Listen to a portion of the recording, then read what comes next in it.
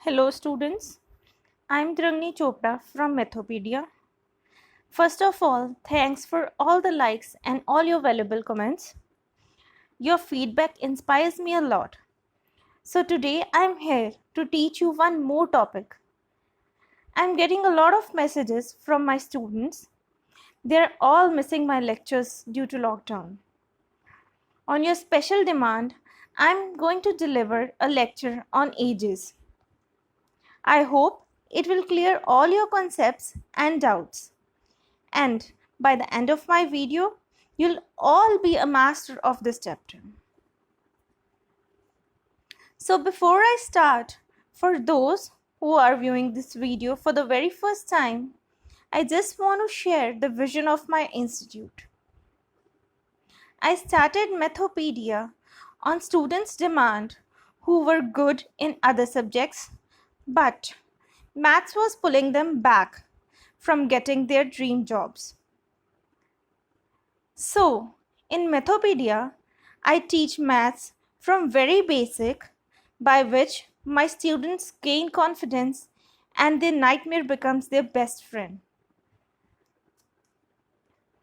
So before I proceed further, I would request you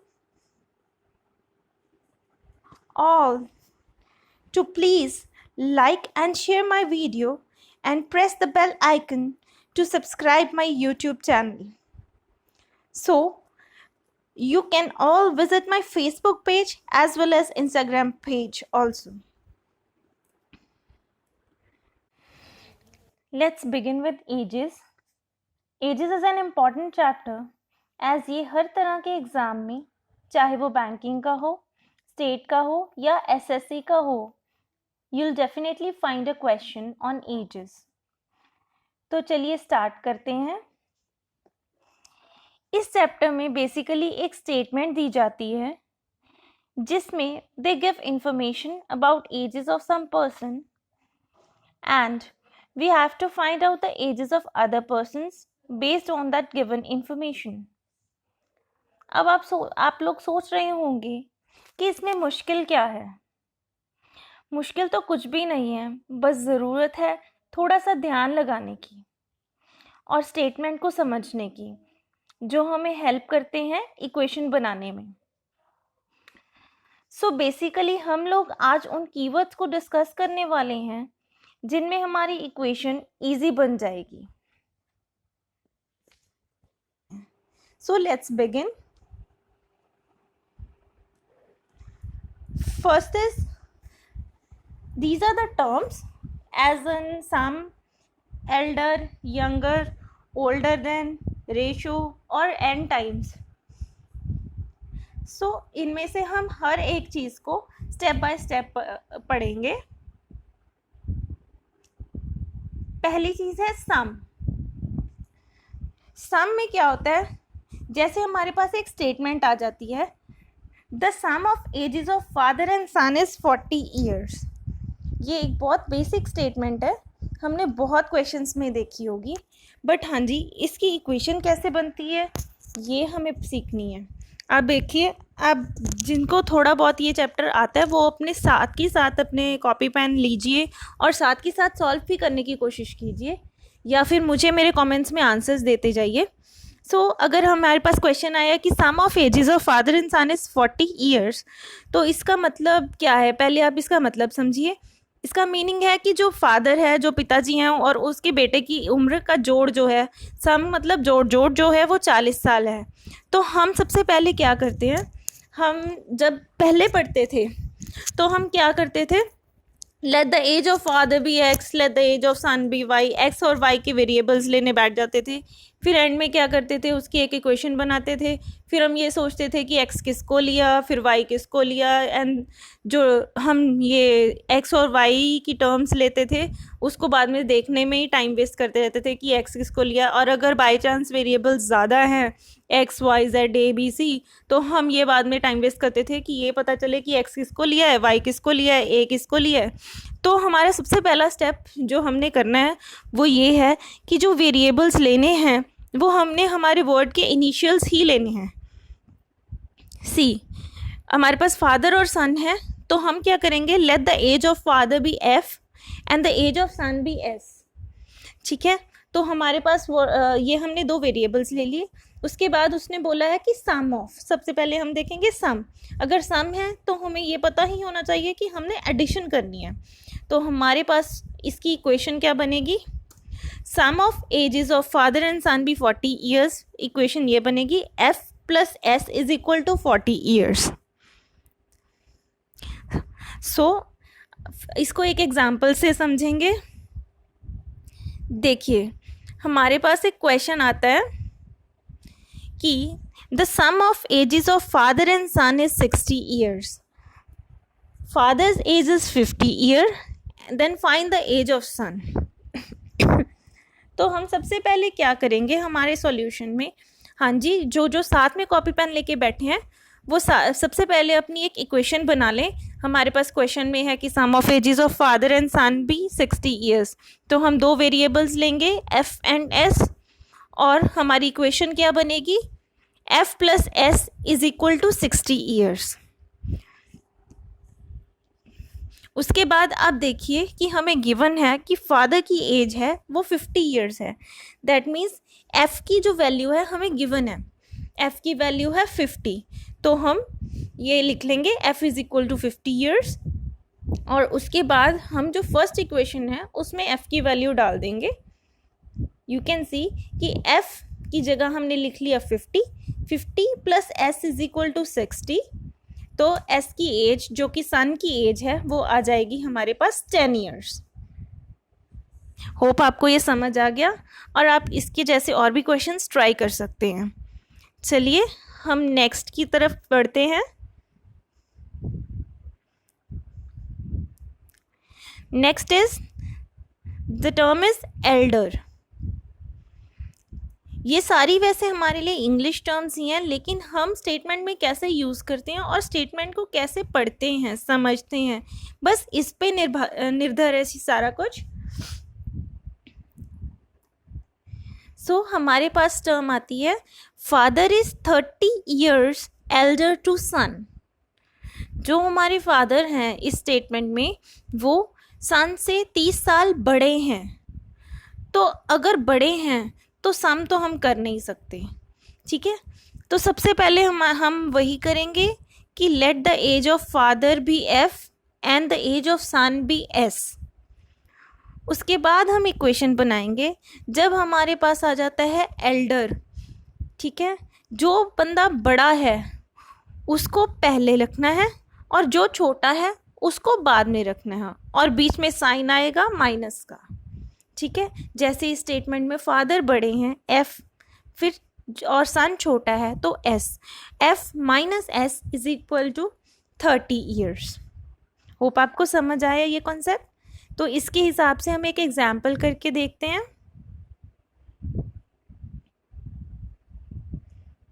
C, Rimpal is 28 years elder to her daughter. If the age of Rimple is 42 years, find the age of her daughter. जी जो साथ साथ में कोशिश कर रहे हैं उनके लिए मैं आपको 10-12 सेकेंड्स देती हूँ ताकि आप अपना ये इक्वेशन बना सकें। तो आपको पहला स्टेप पता ही होगा कि हमने क्या लेने हैं। दो हमारे पास टर्म्स हैं, एक रिम्पल है एक उसकी डॉटर है। तो देखिए हम क्या करेंगे,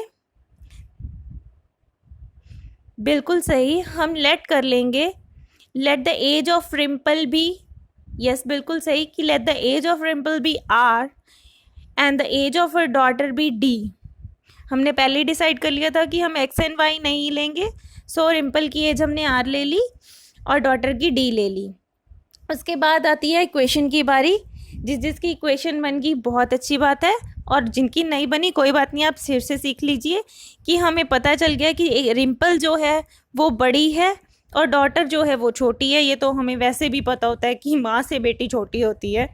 तो रिम्पल की जो एज है आर जो हमने लिया है, हमने अभी सीखा था जो बड़ा बंदा है उसको हम पहले रखते हैं, जो छोटा है उसको बाद में रखते हैं, और बीच में साइन देते हैं माइनस का। तो R minus D is equal to 28 हमारी इक्वेशन बन गई है।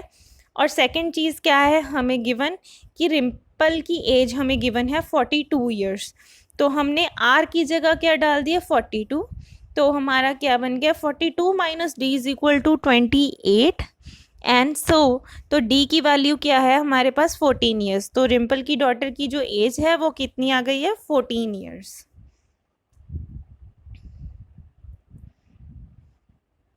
Next is the concept of younger.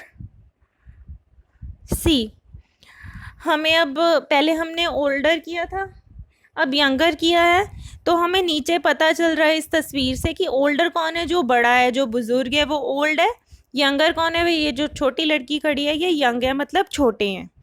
ठीक है, उम्र में एक बड़ा है एक छोटा है, ये तस्वीर से आपको पता चल रहा है।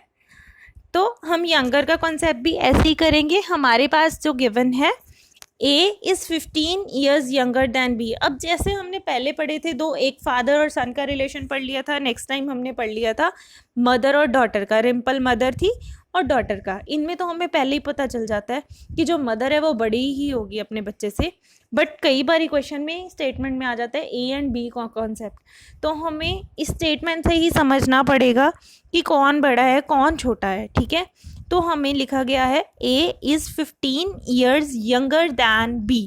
जो A है B से 15 साल छोटा है। ठीक है, तो हमने अभी सीखा था कि जो बड़ा बंदा है वो हम पहले लिखेंगे, जो छोटा है उसको हम बाद में लिखेंगे, बीच में डालेंगे माइनस का साइन। तो हमारी इक्वेशन क्या बनती है, B minus A is equal to 15। ठीक है, सिमिलरली एक टर्म और यूज होती है दैट इज ओल्डर। ओल्डर में भी कॉन्सेप्ट सिमिलर है, जैसे हम डालते हैं A is 15 years older than B, तो हमें ये पता चल जाएगा जो A है वो बड़ा है, क्योंकि उसने कहा है कि जो A है वो 15 साल बड़ा है B से। तो सिमिलर हमारी इक्वेशन क्या बन जाएगी, A minus B is equal to 15 years, क्योंकि A बड़ा है तो हमने पहले लिख लिया और B जो है छोटा है तो हमने बाद में लिख लिया, और A माइनस बी जो कर दिया है इसको, दैट इज इक्वल टू कितने ईयर्स 15 ईयर्स। तो स्टूडेंट्स एक और कॉन्सेप्ट है जो इसमें आता है, जिस हमें एक और वर्डिंग यूज हो जाती है कई बारी कि the difference of ages of A and B, या फिर the difference of ages of father and daughter is 15 years. तो हम क्या करते हैं, हमें ये पता ही होता है कि फादर बड़ा है और डॉटर छोटी है, तो हम क्या करेंगे F minus D is 15 years. तो ये वर्ड भी याद रखिएगा साथ में कि डिफरेंस ऑफ, ये भी कई बार जो स्टेटमेंट्स हैं उनमें आ जाता है। So moving on towards the example number 3, हमारे पास स्टेटमेंट आती है Shyam is 15 years older than Ram, Meera is 8 years younger than Ram. If Meera is 10 years old, then find the age of Ram. अभी तक हमने सिर्फ 2 वेरिएबल्स वाली बातें की थी, अब हमारे पास आ गए 3 लोग, श्याम है, राम है, मीरा है, ये 3 वेरिएबल्स हैं। 2 में तो थोड़ा इजी हो जाता है, वैसे ही 3 में थोड़ा सा लेवल चेंज हो जाता है, लेकिन काम सेम ही है, तो डरने की ज़रूरत नहीं है। जहाँ पे हमने 2 जन लिए थे, 2 वेरिएबल्स एक्स वाई या ए बी, या फिर डॉटर एंड सन के केस मतलब फादर एंड सन के केस में एफ एंड एस लिया था, यहाँ पे हम इन तीनों का ले लेंगे। जैसे हमारे पास 3 टर्म्स क्या हैं, राम, श्याम और मीरा, तो हम क्या करेंगे, बिल्कुल सही आप गेस कर रही हैं कि श्याम को एस ले लेंगे, राम को आर ले लेंगे, एंड सिमिलरली मीरा को ले लेंगे M. See, let the age of Sham be S, age of Ram be R, and let the age of Meera be M। तो इसी के हिसाब से हमारे पास इक्वेशंस भी ज़्यादा बनेंगी। देखिए पहली स्टेटमेंट में लिखा है Shyam is 15 years older than Ram, तो हमारे पास क्या है, जो श्याम है राम से 15 साल बड़ा है, तो हम श्याम को पहले लिखेंगे, एस को पहले लिखेंगे, आर को बाद में लिखेंगे, और बीच में क्या आएगा, बिल्कुल सही माइनस आएगा। तो तो हमारी जो पहली जो इक्वेशन है वो क्या बनेगी, s minus R is equal to 15। Next जो स्टेटमेंट है वो आप पढ़िए कि Meera is 8 years younger than Ram. Yes, तो अब देखिए कि अब मीरा जो है वो छोटी है, तो छोटा जो है वो बाद में आता है और जो बड़ा होता है वो पहले आता है। तो हमारी इक्वेशन क्या बनेगी, yes, r minus M is equal to 8। अब हमें थर्ड स्टेटमेंट में गिवन है कि मीरा इज़ 10 years ओल्ड, तो हमें मीरा की एज गिवन ही है, तो क्या m is equal to 10 years।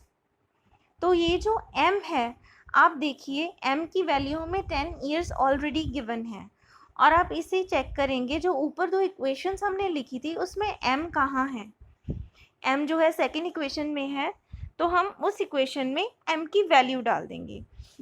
तो हम क्या लिखेंगे, r minus 10 is equal to 8। Therefore जो r है, जो राम है, उसकी की एज कितनी हो जाएगी, 8 plus 10 is equal to 18 years।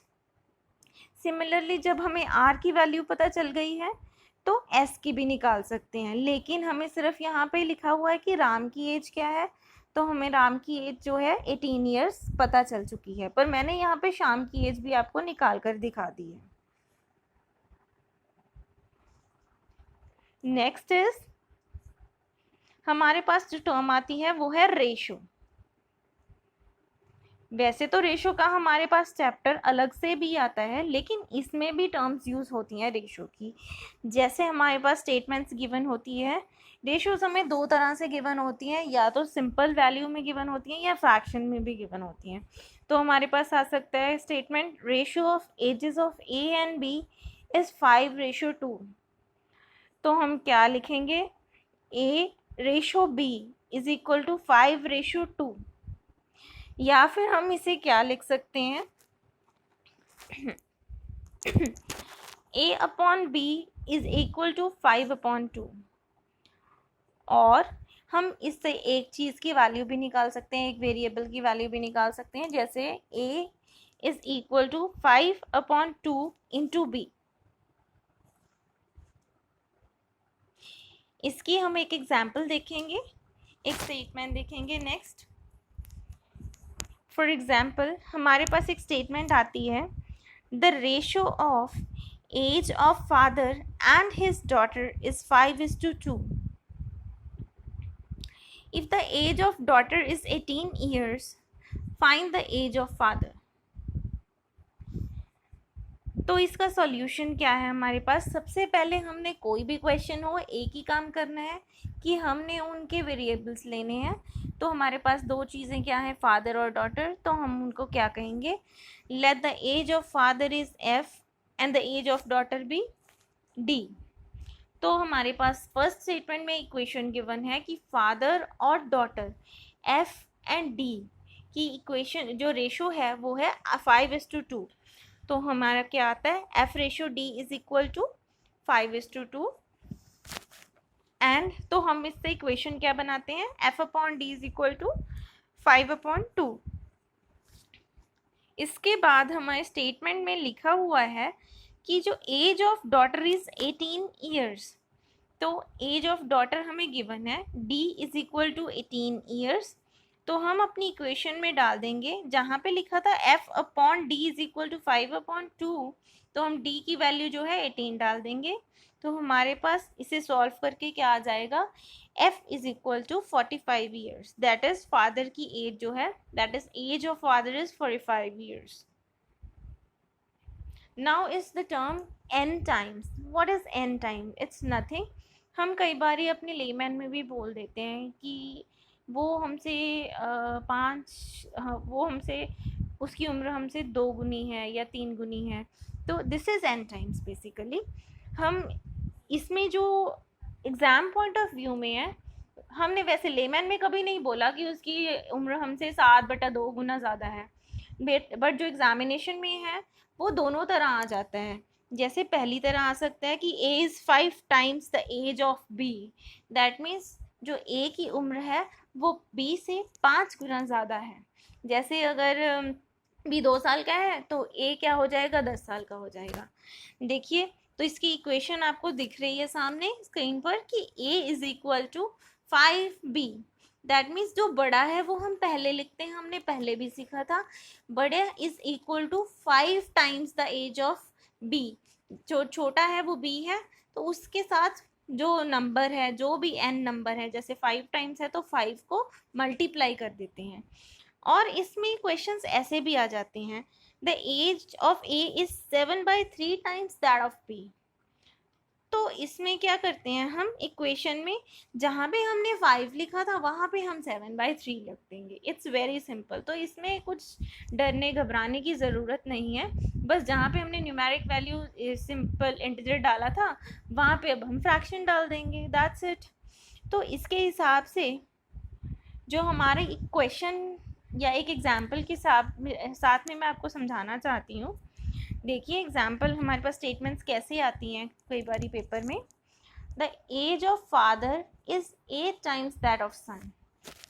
अब हमें पता ही है कि फादर जो है सन से बड़ा होता है। If the age of son is 5 years, find the age of father. So इस स्टेटमेंट में हमें दो चीज़ें बताई गई हैं कि जो फादर है वो 8 गुना ज़्यादा है उसकी उम्र उसके बेटे से, और जो सन है उसकी उम्र है 5 साल। तो हमारे पास दो वेरिएबल्स हैं। पहले क्या करेंगे, बिल्कुल सही, कि हम लेट कर लेंगे, फादर को लेंगे f और द एज ऑफ सन भी s। तो हमें गिवन क्या है, द एज ऑफ सन भी 5 years, तो हमें s की वैल्यू गिवन है, s is equal to 5 years। So equation क्या बनेगी, इक्वेशन बनेगी f is equal to 8s या 8 इंटू s, और s की वैल्यू तो हमें पहले से ही गिवन है 5 साल, तो हम क्या कहेंगे, f is equal to 5 into 8, that is 40 years। तो therefore the age of father is 40 years। So hope आपको ये मेरा जो लेक्चर है वो आपको पसंद आया और आपको समझ में आया। कोई भी जो आपके डाउट्स हैं, जो भी मन में शंका है, वो आप मुझे नीचे कमेंट्स पे बिल्कुल पूछ सकते हैं, बेझिझक होकर पूछ सकते हैं। और अगर फिर भी आपको कोई डाउट रहता है, आप मुझे फेसबुक पे या फिर इंस्टाग्राम पे भी पूछ सकते हैं। So thank you everyone for listening to my lecture. Stay home and stay safe. Thank you so much.